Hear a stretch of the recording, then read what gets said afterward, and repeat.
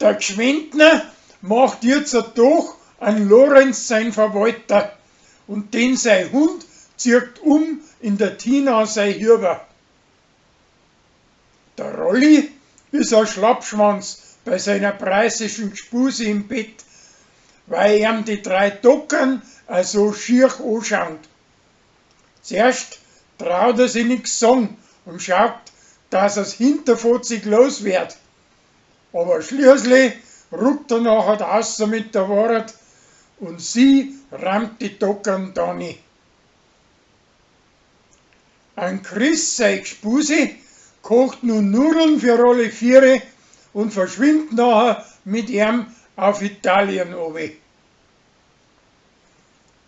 Josie hat ein entzündendes Auge und drum kannst diesmal beim Wettschießen nicht den ersten Platz gewinnen.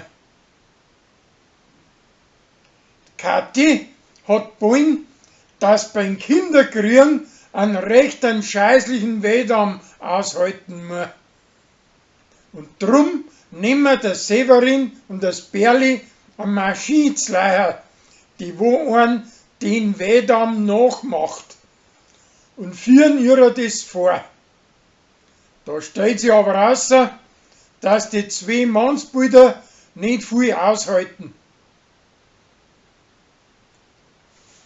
Die Rosi kriegt ein sicheres Halsweh, dass ihre Stimme wegbleibt.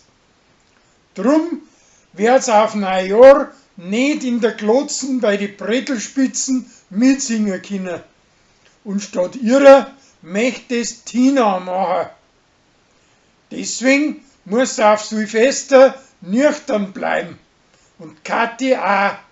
Und durch das feiern sie alle am Vogelhof eine Silvester ohne Sauferei.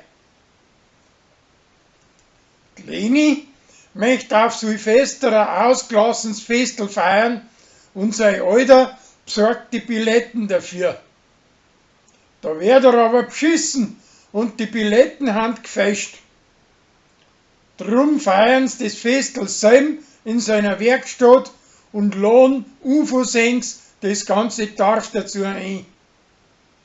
Die Leni kommt aber währenddem dahinter, dass nicht der Severin, sondern der Gregor der Vater von der Kathi sein Buzi ist.